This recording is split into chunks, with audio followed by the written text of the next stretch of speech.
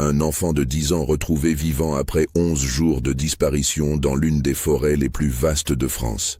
Quand Julien Carpentier a enfin été secouru le 28 septembre 2019, les équipes de recherche s'attendaient à des explications simples. Un garçon qui s'était perdu, qui avait eu peur, qui avait survécu tant bien que mal. Mais ce que ce petit garçon traumatisé a raconté aux enquêteurs a glacé le sang de tous ceux qui l'ont entendu. Son témoignage allait révéler l'existence d'un réseau criminel impitoyable et transformer cette affaire de disparition en enquête pour meurtre. Comment un simple week-end en famille a-t-il pu tourner à un tel cauchemar? Avant de continuer avec cette histoire troublante, si vous appréciez les enquêtes criminelles réelles comme celle-ci, abonnez-vous à la chaîne et activez les notifications pour ne manquer aucun nouveau cas.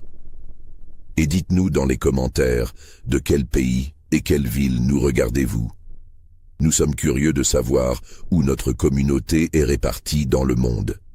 Maintenant, découvrons comment tout a commencé. La forêt de Fontainebleau s'étend sur plus de 2500 hectares au sud-est de Paris, formant l'un des massifs forestiers les plus étendus de la région parisienne. Ces sentiers serpentent entre des blocs de grès millénaires, des chênes centenaires et des pins sylvestres, créant un labyrinthe naturel où même les randonneurs expérimentés peuvent facilement perdre leurs repères. C'est dans ce décor majestueux mais impitoyable que s'est déroulé, en septembre 2019, l'un des drames familiaux les plus troublants de ces dernières années. Julien Carpentier venait de fêter ses 10 ans le 12 septembre 2019. C'était un enfant vif et curieux, passionné par la nature et les animaux, qui vivait avec ses parents dans un pavillon de la banlieue de Melun. Son père, Marc Carpentier, était un homme de 38 ans au physique imposant, ancien militaire reconverti dans la sécurité privée après avoir quitté l'armée en 2015. Sa mère, Sophie Carpentier, enseignante de 35 ans dans une école primaire de Seine-et-Marne, décrivait son fils comme un enfant équilibré, bon élève, qui adorait les sorties en pleine nature. Marc Carpentier avait servi pendant 15 ans dans le 1er régiment de parachutistes d'infanterie de marine de Bayonne. Il avait participé à plusieurs missions à l'étranger, notamment en Afghanistan et au Mali, et avait été décoré pour son courage au combat. Ses collègues le décrivaient comme un soldat exemplaire, discipliné et loyal, qui avait quitté l'armée pour se rapprocher de sa famille après la naissance de Julien. Depuis sa reconversion, Marc travaillait pour une société de sécurité privée spécialisée dans la protection de personnalités et le transport de fonds. Son expertise militaire et sa connaissance du terrain en faisaient un agent très recherché. La famille Carpentier menait une vie paisible et sans histoire dans leur maison de Melun, une construction des années 1900 cacao, avec un petit jardin où Julien aimait jouer avec Balto, leur berger allemand. Le week-end du 17 septembre 2019 s'annonçait comme un moment de détente bien mérité pour la famille.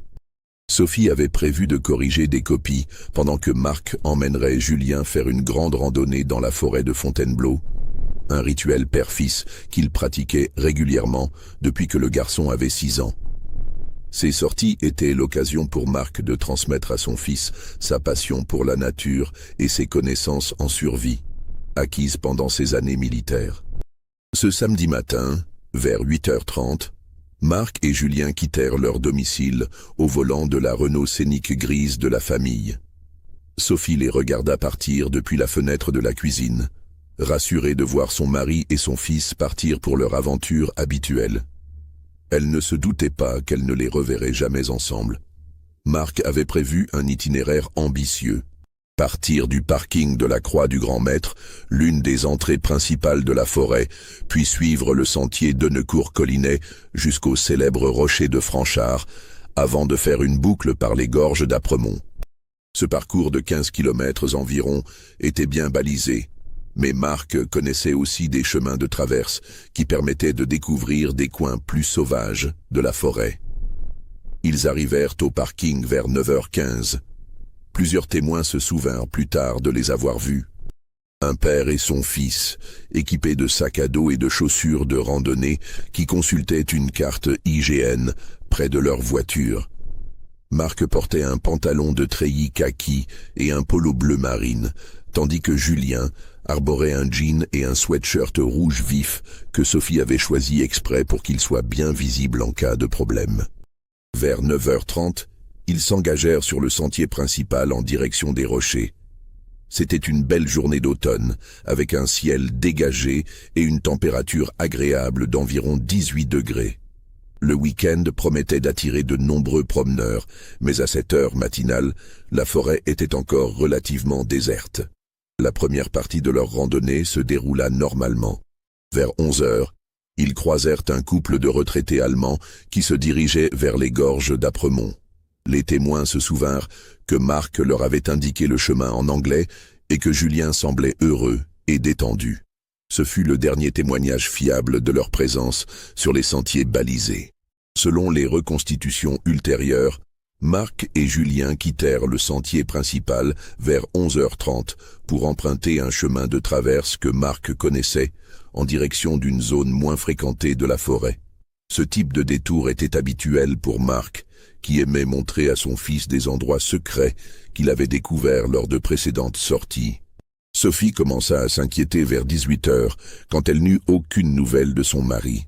Marc était habituellement très ponctuel et prévenait toujours s'il était en retard.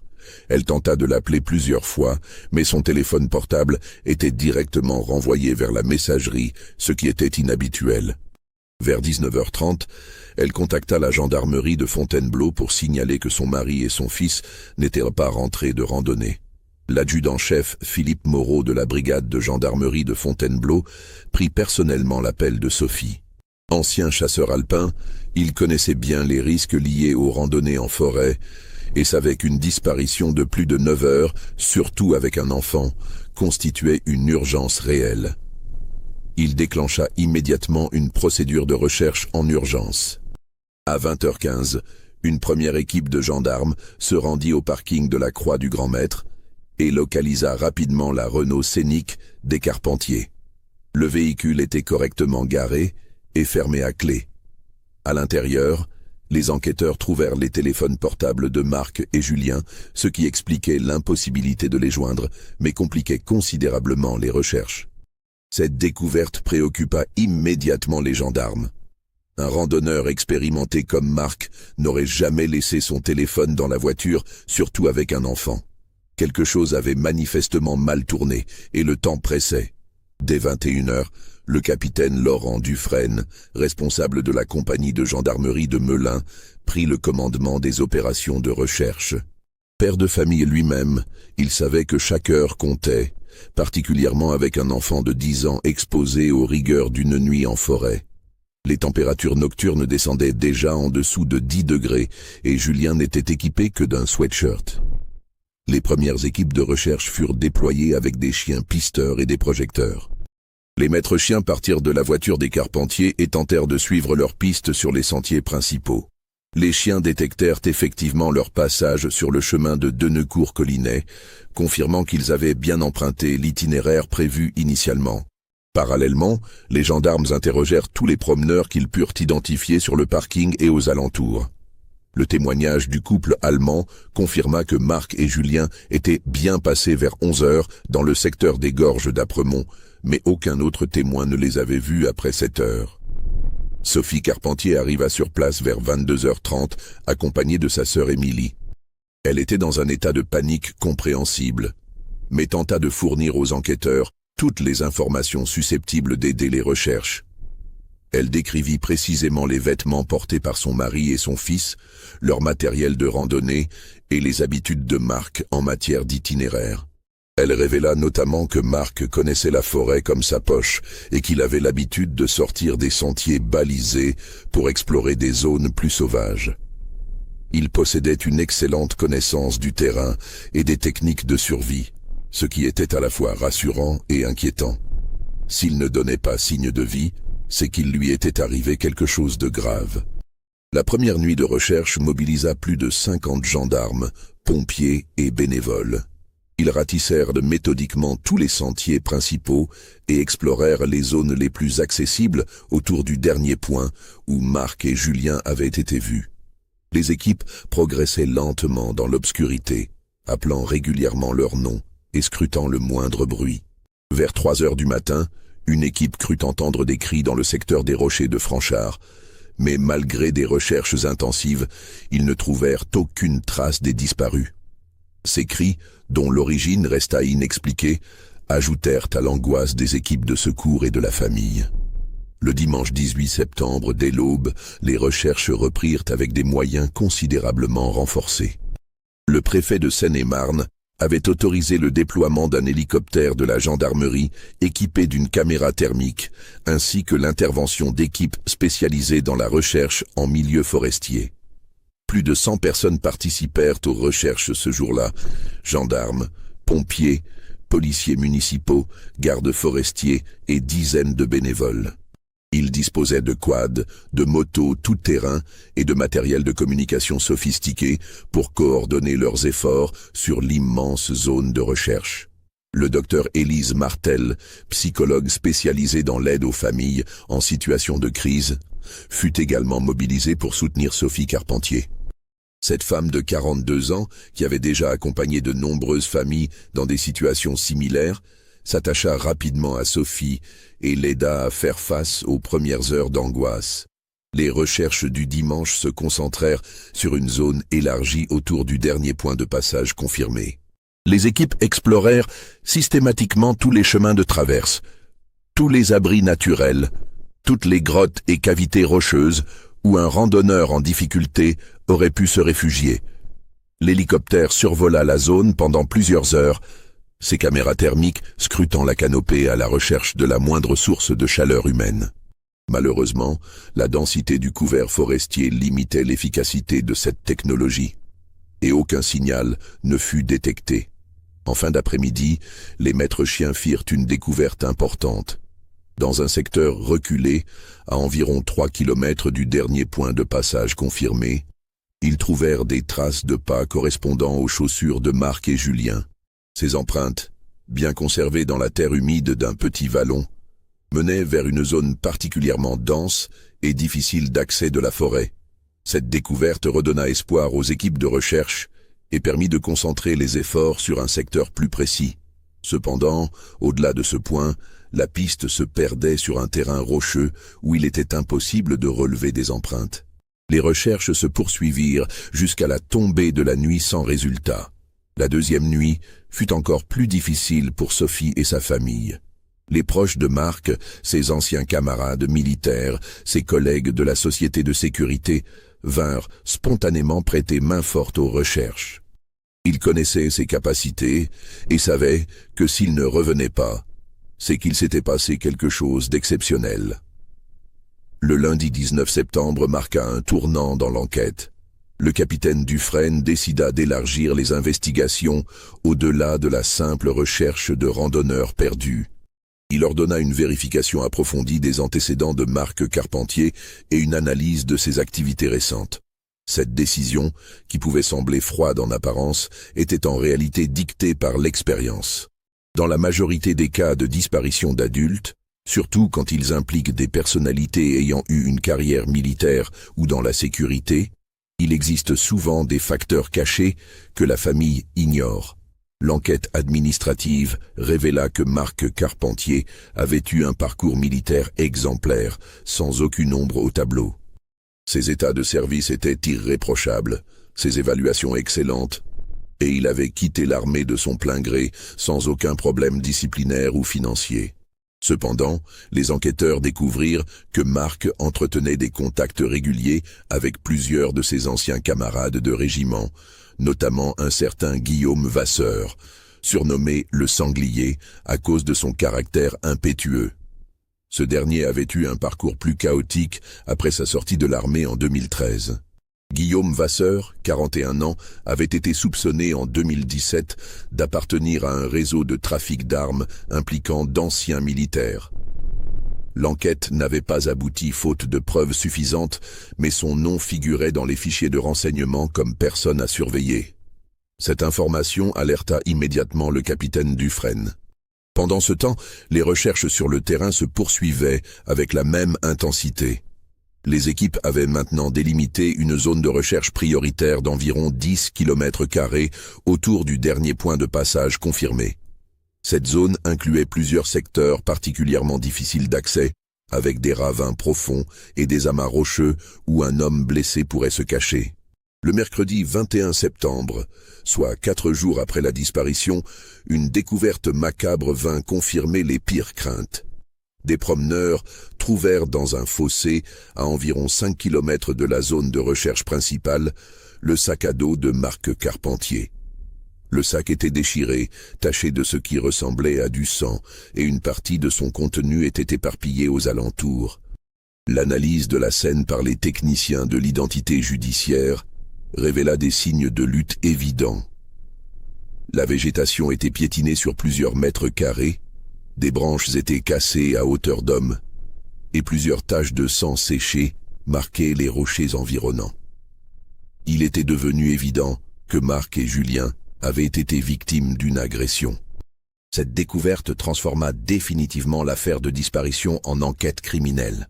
Le procureur de la République de Melun ouvrit immédiatement une information judiciaire pour enlèvement et séquestration, confiée au juge d'instruction Marie Laporte, spécialisée dans les affaires criminelles complexes. Sophie Carpentier fut informée de cette évolution dans la soirée du mercredi. La nouvelle l'effondra complètement. Jusque-là, elle gardait l'espoir que son mari et son fils s'étaient simplement perdus et qu'ils seraient retrouvés sains et saufs. Désormais, elle devait accepter l'idée qu'ils avaient été victimes d'un crime. Le docteur Martel intensifia son accompagnement psychologique, aidant Sophie à traverser cette nouvelle épreuve. Elle organisa également un soutien pour Émilie, la sœur de Sophie, qui avait pris un congé pour rester auprès de sa sœur pendant cette période dramatique. Les enquêteurs décidèrent de creuser plus profondément dans le passé militaire de Marc et dans ses relations avec d'anciens camarades de régiment. Ils découvrirent que Guillaume Vasseur et Marc avaient servi ensemble en Afghanistan en 2011 au sein d'une unité d'élite chargée de missions de reconnaissance et de sabotage. Cette unité avait été impliquée dans plusieurs opérations délicates, notamment la récupération d'armements abandonnés par les forces afghanes. Les archives militaires révélèrent qu'un important stock d'armes légères avait disparu lors d'une de ces opérations, sans qu'il soit possible de déterminer s'il s'agissait d'un vol ou d'une perte accidentelle. L'enquête prit une nouvelle dimension quand les investigateurs découvrirent que Guillaume Vasseur était activement recherché par les services de renseignement pour son implication présumée dans un réseau international de trafic d'armes. Ce réseau était soupçonné d'alimenter plusieurs groupes criminels européens en armement militaire de haute qualité. Le vendredi 23 septembre, soit 6 jours après la disparition, les enquêteurs reçurent un appel anonyme qui allait faire progresser l'enquête de manière spectaculaire. Un homme à la voix déformée par un modificateur vocal contacta la gendarmerie pour révéler l'existence d'un cache d'armes dans la forêt de Fontainebleau. Selon ce témoin anonyme, Marc Carpentier aurait caché un important arsenal dans la forêt après sa mission en Afghanistan, et Guillaume Vasseur le ferait chanter depuis des mois pour obtenir la localisation de ce cache.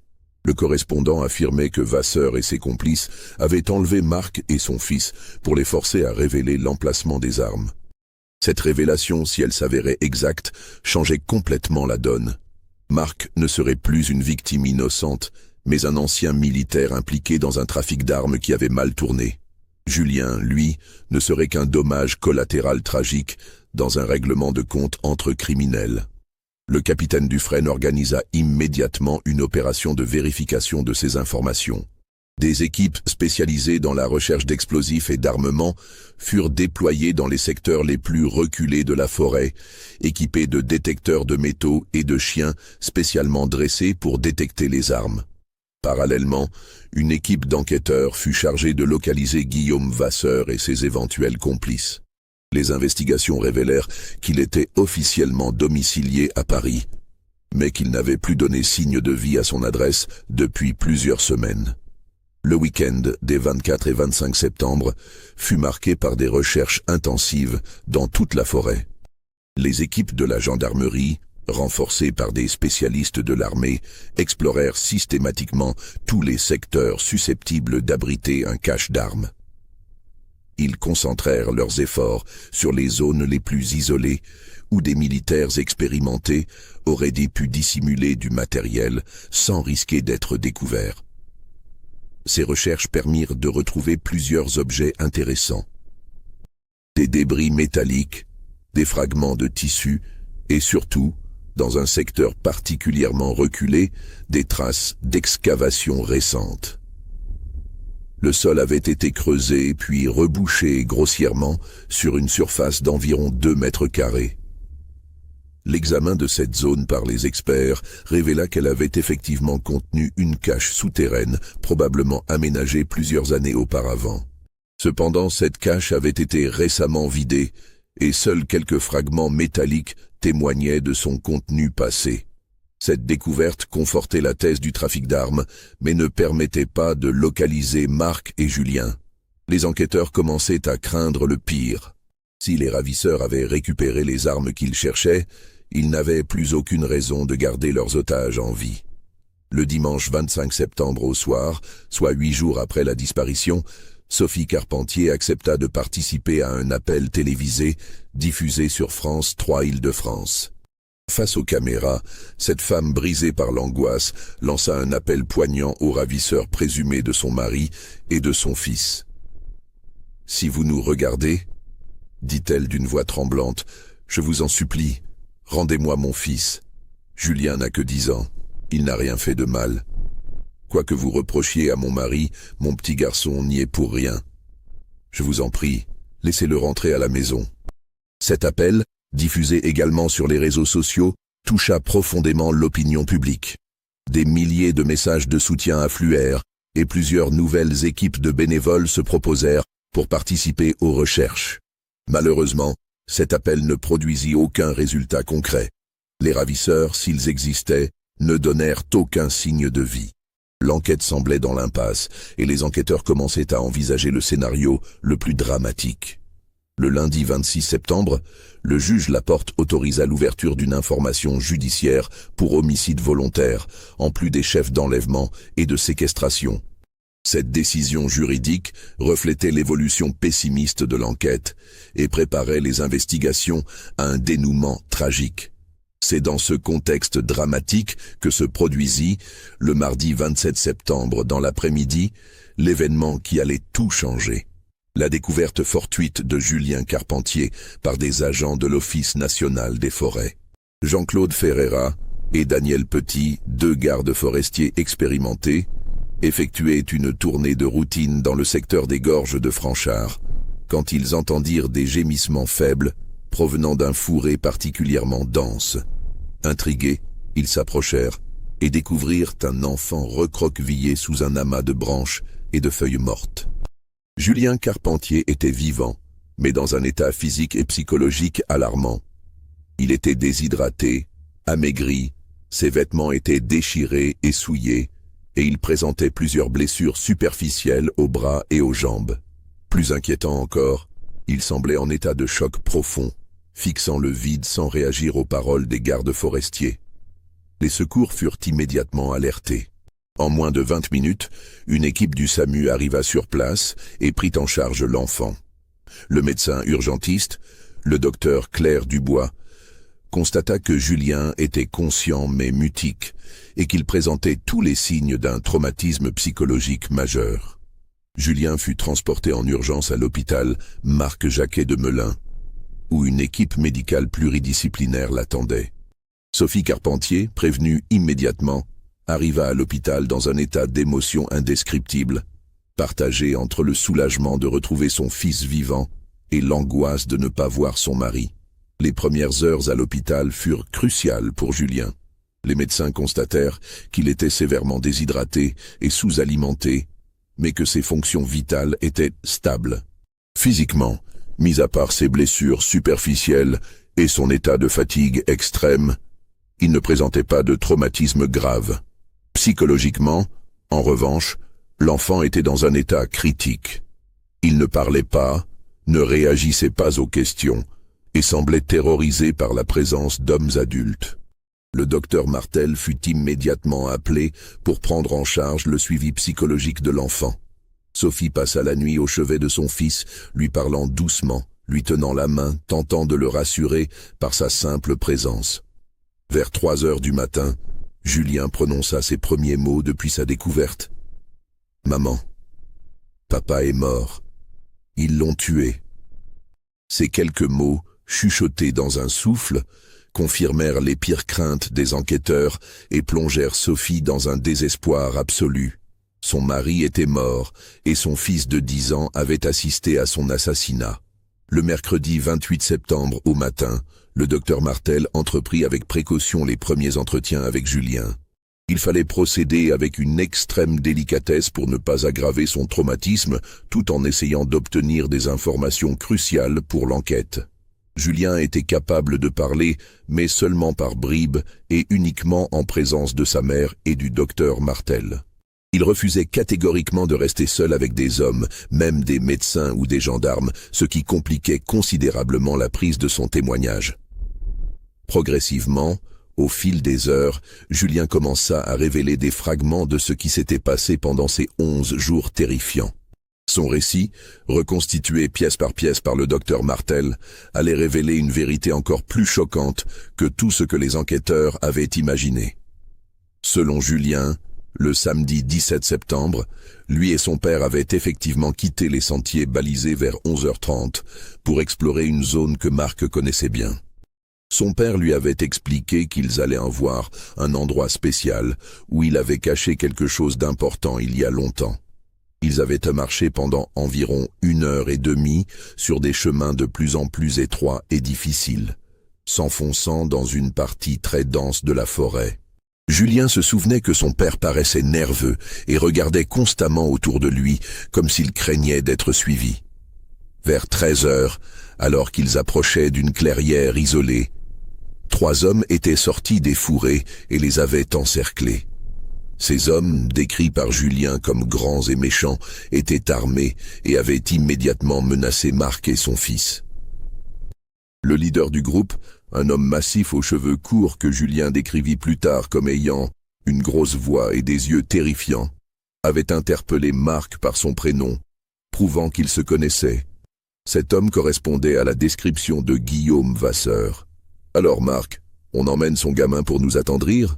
avait dit l'homme selon les souvenirs de Julien. « Tu croyais qu'on allait t'abandonner? Tu nous dois ces armes et on va les récupérer aujourd'hui, que ça te plaise ou non. » Marc avait tenté de négocier, expliquant qu'il ne pouvait pas récupérer les armes tout de suite, qu'il fallait attendre la nuit pour ne pas être vu. Mais les ravisseurs n'étaient pas disposés à attendre. Ils attachèrent Marc et Julien avec des sangles et les forcèrent à les accompagner vers un abri de fortune qu'ils avaient aménagé plus profondément dans la forêt. Cet abri, selon la description de Julien, était une sorte de campement rudimentaire dissimulé sous une bâche camouflée, située dans une cuvette naturelle entourée de rochers et de végétation dense. Les hommes avaient manifestement préparé cette embuscade depuis plusieurs jours, disposant de matériel de camping militaire et de provisions pour tenir un siège prolongé. Pendant les 3 premiers jours de captivité, les ravisseurs tentèrent d'obtenir par la persuasion les informations qu'ils cherchaient. Guillaume Vasseur expliqua à Marc qu'il connaissait l'existence du cache d'armes depuis des mois et qu'il avait simplement besoin de sa localisation précise pour récupérer ce qui lui revenait de droit.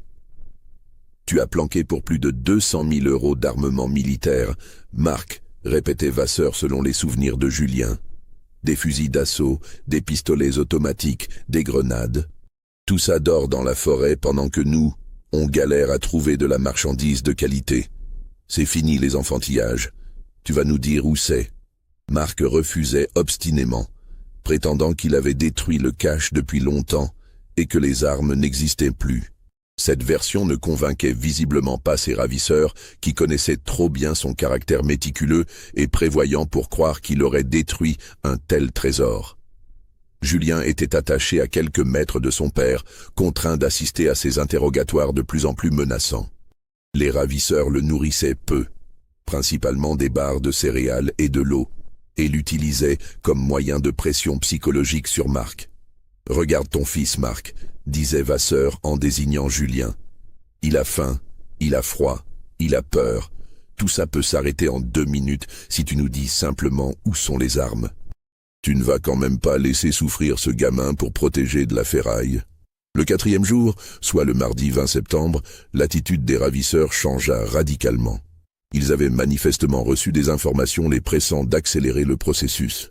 Vasseur expliqua à Marc que les clients commençaient à s'impatienter et qu'ils ne pouvaient plus se permettre d'attendre. C'est à partir de ce moment que commencèrent les sévices que Julien décrivit avec des détails qui glacèrent le sang du docteur Martel. Les ravisseurs entreprirent de torturer Marc pour le faire parler, utilisant des méthodes d'une brutalité inouïe sous les yeux terrifiés de son fils. Julien raconta comment ils avaient attaché son père à un arbre et l'avaient frappé avec des branches et des pierres, comment ils l'avaient privé de nourriture pendant 2 jours entiers, ne lui donnant que quelques gorgées d'eau pour le maintenir conscient, comment ils avaient utilisé des briquets pour lui brûler les mains et les avant-bras. « Papa criait », murmura Julien au docteur Martel, les larmes coulant sur ses joues. Il criait très fort, et moi je ne pouvais rien faire. J'étais attaché et je ne pouvais pas l'aider. Et les méchants hommes riaient quand papa avait mal. Malgré ces tortures, Marc résista pendant 3 jours supplémentaires, refusant de révéler l'emplacement du cache. Sa résistance héroïque permit à Julien de comprendre que son père préférait mourir plutôt que de donner satisfaction à ses bourreaux. Le vendredi 23 septembre au matin, soit le 7e jour de captivité, les événements basculèrent vers l'irréparable. Vasseur reçut un appel téléphonique qui le mit dans une colère noire. Julien ne comprit pas tout, mais il entendit des mots comme « police »,« recherche » et « trop dangereux ». Il était devenu évident que les forces de l'ordre se rapprochaient et que les ravisseurs ne pouvaient plus se permettre de prolonger leur opération. Vasseur prit alors une décision qui marqua le début du cauchemar absolu pour Julien. « Écoute-moi bien, Marc », dit-il en sortant un pistolet de sa ceinture. « Soit tu nous dis où sont les armes dans les 5 minutes qui viennent, soit je tue ton gamin sous tes yeux. Et après ça, on s'occupera de toi jusqu'à ce que tu parles. » Face à cette menace directe contre son fils, Marc sembla enfin céder. Il accepta de révéler l'emplacement du cache, mais demanda d'abord à pouvoir dire au revoir à Julien et lui expliquer ce qui allait se passer. Ce moment d'adieu entre père et fils, tel que le rapporta Julien, resta gravé dans la mémoire de tous ceux qui l'entendirent. Marc expliqua à son fils qu'il l'aimait plus que tout au monde, qu'il était fier de lui et qu'il devait être courageux quoi qu'il arrive. « Tu es un grand garçon maintenant, Julien », lui dit son père selon ses souvenirs. « Si quelque chose m'arrive, tu dois survivre et rentrer voir maman. Tu te rappelles tout ce que je t'ai appris sur la forêt? Tu vas utiliser ces connaissances pour tenir le coup. Et surtout, quoi que tu vois ou que tu entendes, tu ne sors jamais de ta cachette. Tu attends que les méchants soient partis. » Marc indiqua ensuite aux ravisseurs l'emplacement approximatif du cache. Une zone rocheuse située à environ 2 kilomètres du campement, près d'un amas de rochers en forme de champignons que les spéléologues locaux surnommaient le Sphinx. Il précisa que les armes étaient enterrées à 3 mètres de profondeur dans des containers étanches qu'il avait dissimulés en 2012. Vasseur décida de se rendre immédiatement sur place avec l'un de ses complices, laissant le 3e homme surveiller Marc et Julien. Cependant, avant de partir, il prit une précaution qui révéla sa véritable nature de criminel endurci. « De toute façon, dit-il à Marc, vous en savez trop maintenant. Même si on trouve les armes, on ne peut pas vous laisser repartir. Vous allez disparaître tous les deux, et les flics ne retrouveront jamais vos corps. » Cette révélation ôta à Marc ses dernières illusions. Il comprit qu'il avait condamné son fils en révélant l'emplacement du cache. Dans un dernier sursaut de courage paternel, il tenta une action désespérée pour sauver Julien. Profitant d'un moment d'inattention du gardien, Marc brisa ses liens et se jeta sur l'homme armé. La lutte fut brève, mais violente. Marc, affaibli par une semaine de sévices, ne put résister longtemps à son adversaire. Cependant, son sacrifice permit à Julien de s'échapper. « Papa m'a dit de courir », raconta Julien au docteur Martel. « Il s'est battu avec le méchant homme et il m'a crié. « Cours, Julien, cours et cache-toi » Alors, j'ai cassé mes cordes et je suis parti en courant dans la forêt. Julien entendit des coups de feu derrière lui pendant qu'il fuyait, mais il ne se retourna pas. Il courut pendant ce qui lui sembla des heures, suivant les conseils de survie que son père lui avait enseignés. Quand il n'en put plus, il se cacha dans un fourré dense et attendit. Au bout de plusieurs heures, il entendit les ravisseurs qui le cherchaient, appelant son nom et menaçant de le retrouver. Terrorisé, Julien s'enfonça encore plus profondément dans la végétation et resta immobile pendant toute la nuit. Les 4 jours suivants furent un cauchemar de survie pour un enfant de 10 ans. Julien appliqua tant bien que mal les techniques que Marc lui avait apprises. Il trouva de l'eau dans un petit ruisseau, mangea des baies et des champignons qu'il reconnaissait comme comestibles, et changea régulièrement de cachette pour éviter d'être repéré. Il entendait parfois des voix dans la forêt, les équipes de recherche qui le cherchaient, mais il n'osait pas se montrer. Dans son esprit traumatisé d'enfant, tous les adultes masculins étaient devenus des menaces potentielles. Il ne faisait confiance qu'aux voix féminines, mais celles-ci étaient rares dans les équipes de secours. « J'avais peur que les méchants hommes soient encore là », expliqua-t-il au docteur Martel. « Papa m'avait dit de me cacher, alors je me cachais. Mais j'avais très faim et très froid, et je voulais voir maman. » Le 11e jour, soit le mardi 27 septembre, Julien était au bout de ses forces. Déshydraté, épuisé, il avait de plus en plus de mal à rester éveillé et lucide. C'est dans cet état de semi-conscience qu'il fut découvert par les gardes forestiers, recroquevillé sous son abri de fortune. Pendant que Julien livrait progressivement son témoignage, les enquêteurs menaient parallèlement une investigation intensive pour retrouver les ravisseurs et le corps de Marc Carpentier. Les informations fournies par l'enfant leur donnèrent enfin des pistes concrètes pour orienter leurs recherches. Le mercredi 28 septembre dans l'après-midi, une équipe de gendarmes accompagnée de chiens pisteurs se dirigea vers la zone décrite par Julien. Ils trouvèrent effectivement les traces d'un campement récemment abandonné dans une cuvette rocheuse, exactement comme l'avait décrit l'enfant. La scène portait tous les stigmates d'un départ précipité. Les enquêteurs trouvèrent des débris de cordes, des mégots de cigarettes, des emballages alimentaires et surtout des taches de sang sur plusieurs rochers. L'analyse ultérieure confirma qu'il s'agissait du sang de Marc Carpentier.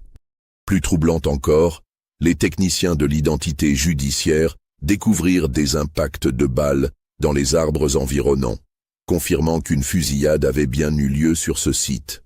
Les trajectoires des projectiles suggéraient que les tirs avaient été dirigés vers le sol, probablement sur une personne à terre ou agenouillée. Les recherches se poursuivirent dans un périmètre élargi autour du campement abandonné.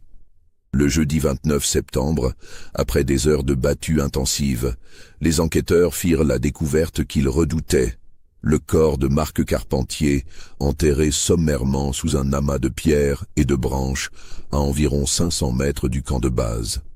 L'autopsie, pratiquée par le docteur François Leroy, médecin légiste du CHU de Créteil, révéla que Marc était mort de 3 balles tirées à bout portant dans la tête et la poitrine. Les blessures correspondaient à l'utilisation d'un pistolet automatique de 9 mm, une arme couramment utilisée dans les milieux criminels.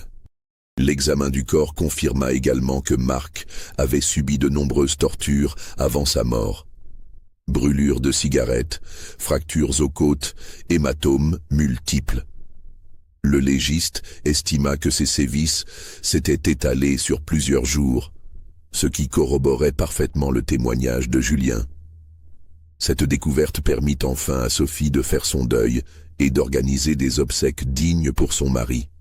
La cérémonie qui eut lieu le samedi 1er octobre à l'église Saint-Aspect de Melun rassembla plusieurs centaines de personnes, familles, amis, anciens camarades militaires, collègues de la sécurité privée et de nombreux anonymes touchés par cette tragédie.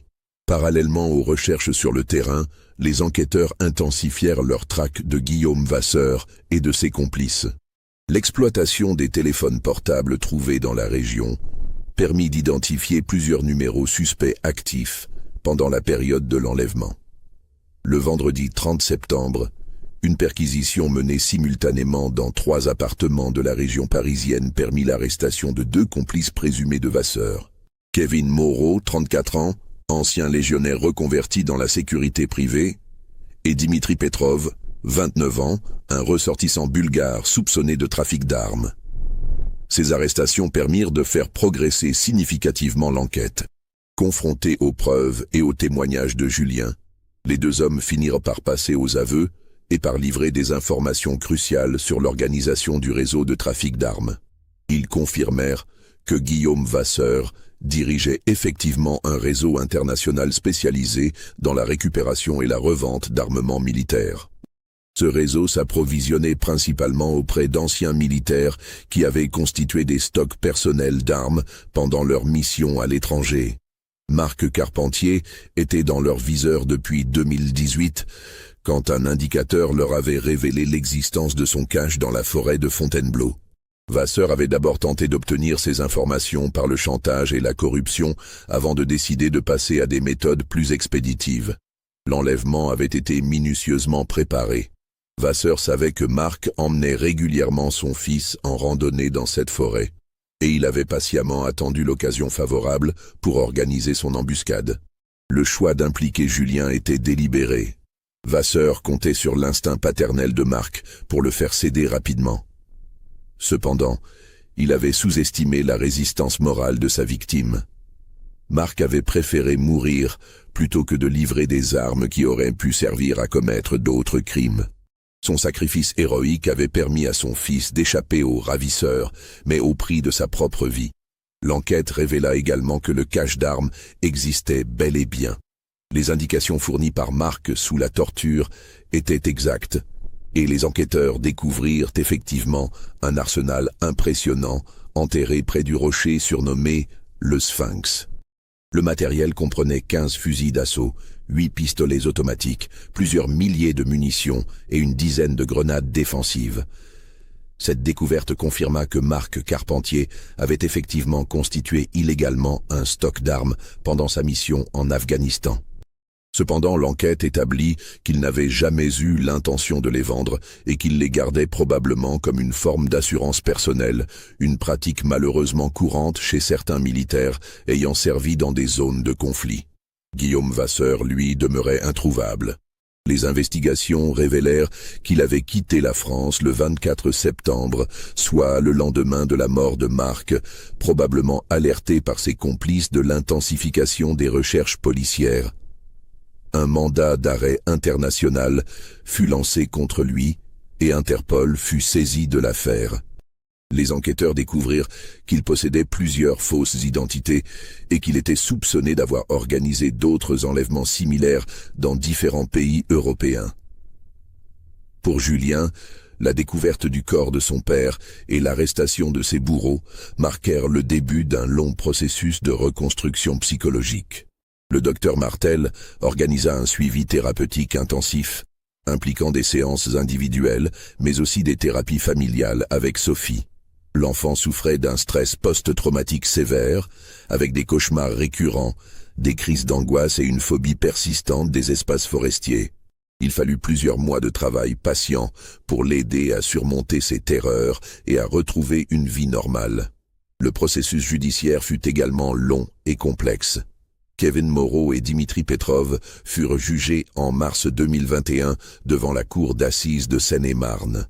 Ils écopèrent respectivement de 25 et 22 ans de réclusion criminelle pour enlèvement, séquestration, torture et complicité d'assassinat.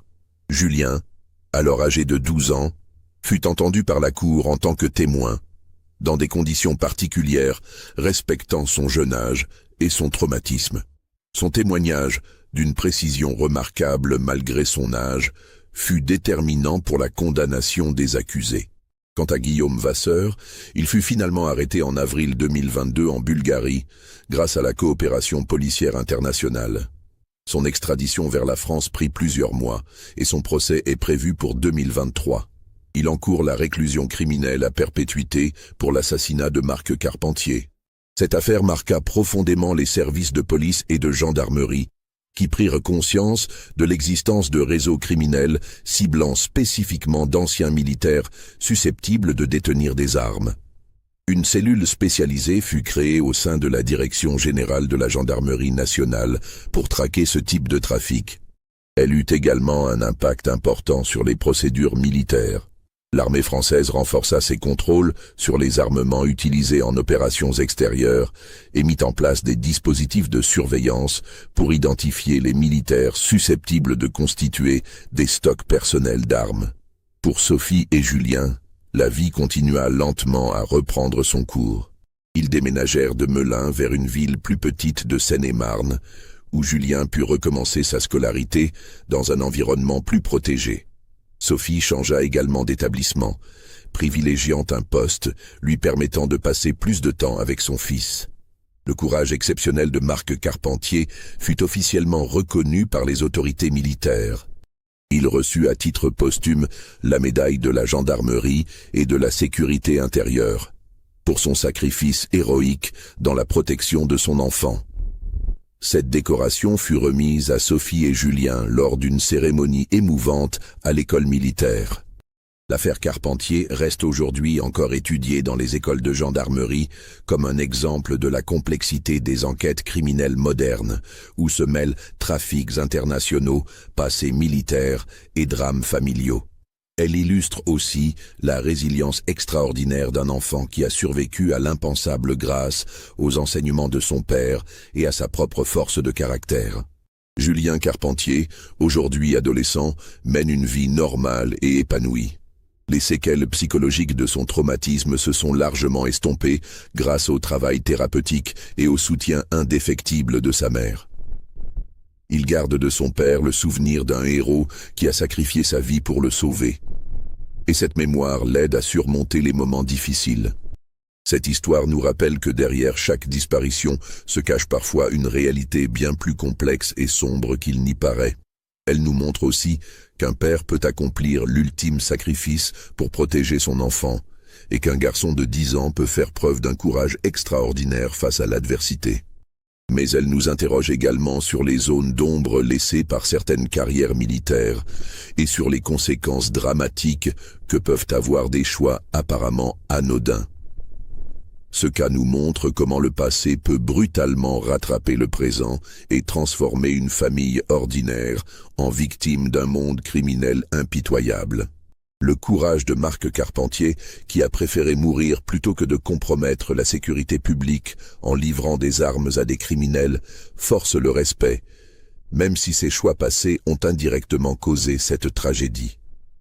Quant à Julien, son témoignage précis et sa survie remarquable ont permis de démanteler un réseau criminel dangereux et de rendre justice à son père. Sa résilience face à un traumatisme aussi lourd est un exemple de la force extraordinaire dont peuvent faire preuve les enfants dans les situations les plus désespérées. Que pensez-vous de cette histoire bouleversante? Avez-vous pu percevoir les signes qui annonçaient la véritable nature de cette affaire? Partagez vos réflexions dans les commentaires. Si vous avez apprécié cette enquête approfondie, n'oubliez pas de vous abonner à la chaîne et d'activer les notifications. Laissez votre like si ce récit vous a marqué et partagez-le avec quelqu'un qui s'intéresse également aux affaires criminelles réelles.